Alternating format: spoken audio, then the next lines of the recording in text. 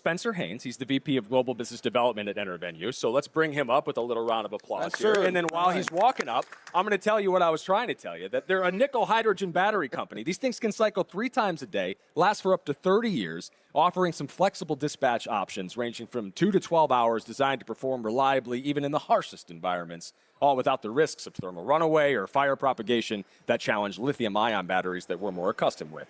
Okay, Mike, go ahead. Spencer, I promise you, just speak slowly. My friend is a little slow. That's the same joke he made yesterday, and I'm the slow one. You got it. Come on. Hey, listen, new crowd, same material, works every time.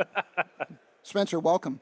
Thanks. It's great to be at RE+. I promise I'll keep Paul Gerke on his best behavior. We can actually have a cogent conversation with you. I'm going to start the cogent conversation just to send a message to Mike here. So I was reading a little bit about nickel hydrogen battery technology and where we were standing over there, and I was shocked to see that it was first deployed in space. That's Can right. you tell me a little bit about the originations of the tech that you're using?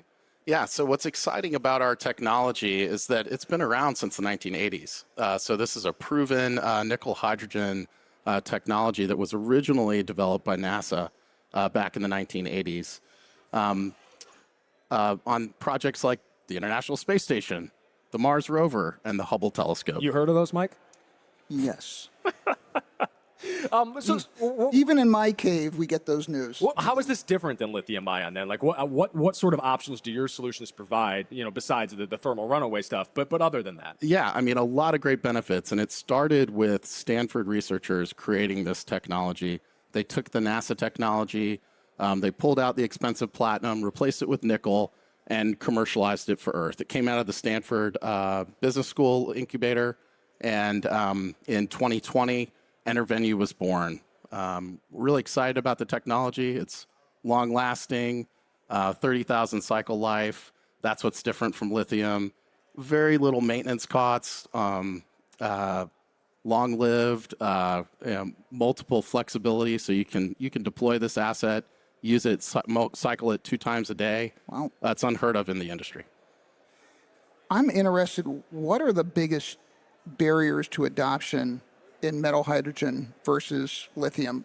On the show that we do with Renewable Energy World, we're constantly hearing about lithium batteries, and there's a whole non-lithium world of Right. storage.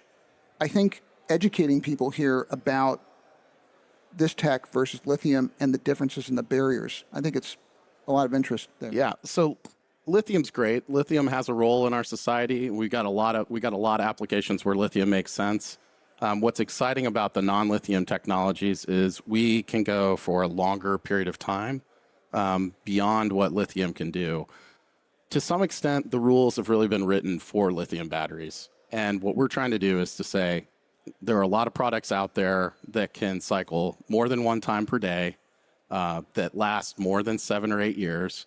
Ours, for example, can probably last 30 years, 30,000 cycles. So what you're getting with us is a utility grade and a utility scale product. And the benefit, just to get back to your question, Paul, about that, is that we think that will deliver a lower levelized cost of storage for the industry. And we're just out here getting that message out. And we're about to go to commercial scale this next year, and we'll have a chance to really demonstrate that. What does commercial scale look like for you? Yeah, commercial scale looks like grid scale projects with utilities. It looks like C&I projects, perhaps with data centers, for example. And eventually it looks like residential projects, probably in the 5 to 7 year range. That's a little further off. Okay. But we have such a great safety factor that we are confident that we stand out from the lithium field. And, we want there to be a healthy competition amongst non-lithium batteries. We need that market.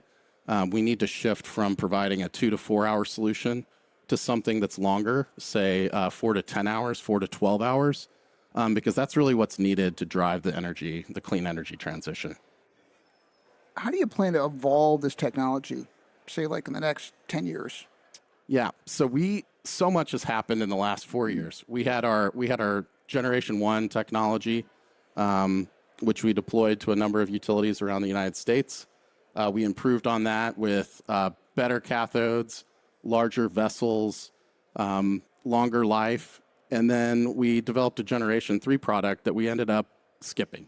we decided we need to get more costs out of this. We can improve more with the cathode and the anode, and that's what we did. So now we're on a Generation 4 product that's even better. It has a lot more flexibility for discharge and charging. We write about battery energy storage all the time on Renewable Energy World. I know you're an avid reader. And part of the cool thing about battery energy storage is that it can be used as like a multi-function function, right? Like you're providing grid resiliency.